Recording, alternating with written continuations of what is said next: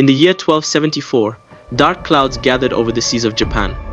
From across the vast waters, an empire known for its ruthless conquests, unyielding warriors, and boundless ambition set its sights on the land of the rising sun.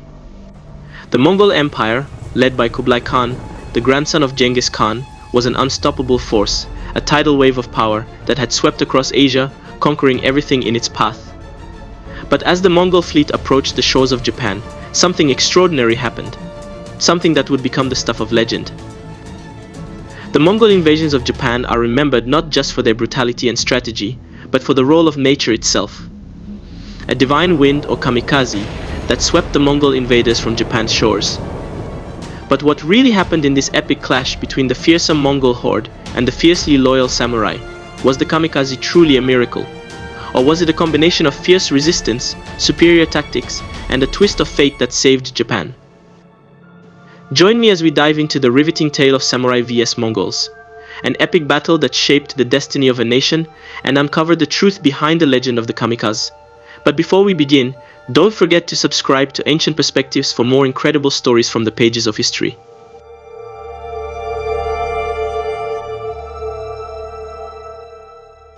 Our story begins not in Japan, but on the sprawling steppes of Mongolia, where the rise of one of history's greatest empires would change the course of nations.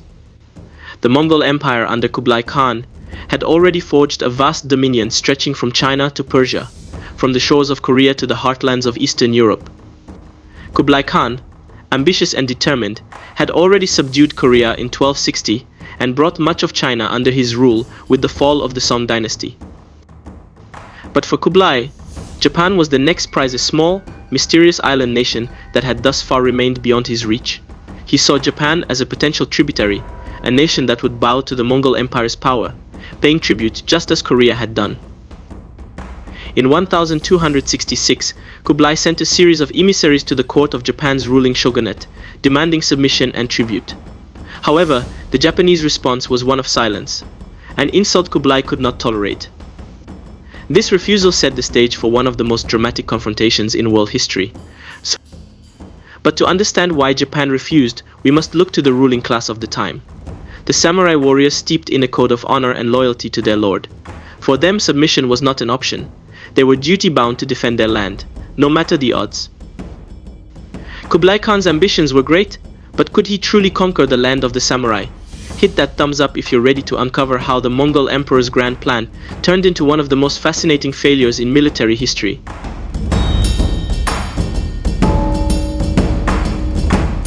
In 1274, Kublai Khan launched the first Mongol invasion of Japan. His forces, consisting of an estimated 23,000 Mongol, Chinese and Korean soldiers aboard some 300 ships, set sail across the East China Sea. Their destination, the island of Kyushu, where they intended to land and swiftly overwhelm the Japanese defenders. For the samurai, the sight of the Mongol fleet must have been terrifying. The Mongols brought with them advanced tactics and weaponry unknown to the Japanese. While the samurai were accustomed to one-on-one combat, where personal bravery and individual duels were honored, the Mongols fought as a highly disciplined unit, using complex battlefield tactics.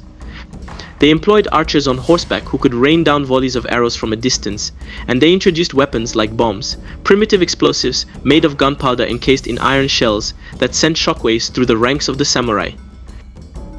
When the Mongols landed on Kyushu, their attack was ferocious. The samurai, expecting traditional duels, were met with a coordinated onslaught. The Mongols' ability to fight in tightly packed formations and their use of psychological warfare threw the Japanese defenders into disarray.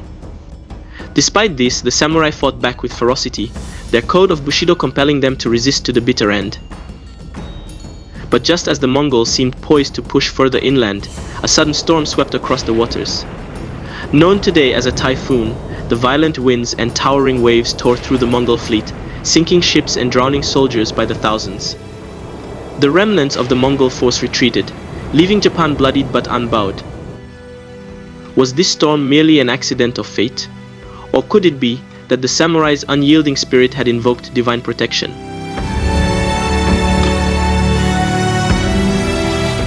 Though the storm had saved Japan from destruction, the threat was far from over. Kublai Khan, undeterred by the failure of his first invasion, began preparing for an even greater assault. He demanded that his vassals in China and Korea build an even larger fleet, this time planning to crush Japan once and for all. In Japan, the shogunate knew that a second invasion was inevitable.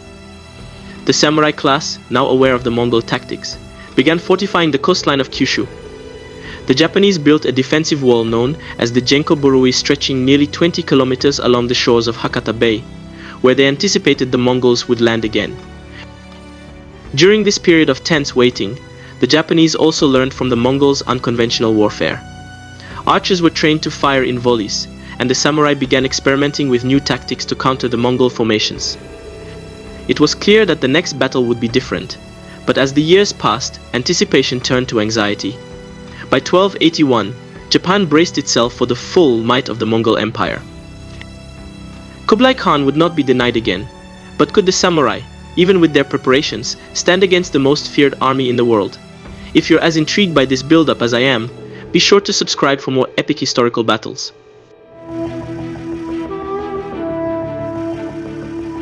In the summer of 1281, the Mongols launched their second invasion, this time with an even more massive force. It is estimated that Kublai Khan dispatched a combined fleet of over 4,000 ships, carrying more than 140,000 soldiers. This was one of the largest invasion fleets ever assembled in pre-modern history, with troops drawn from across the Mongol Empire, including China, Korea, and even Persia.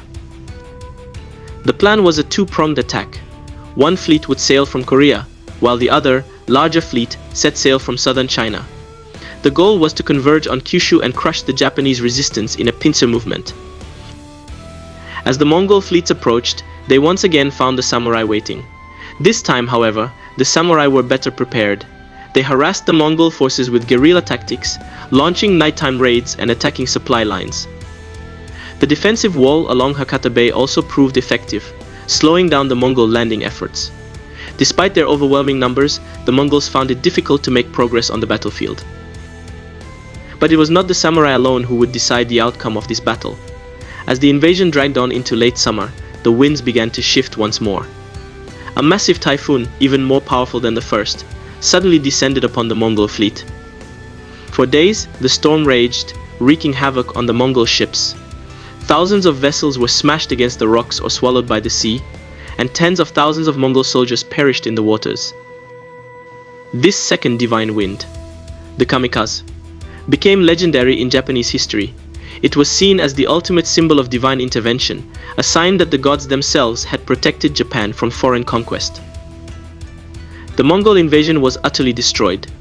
Kublai Khan, who had once seemed invincible, never attempted to invade Japan again. The samurai, though bloodied and battered, had triumphed.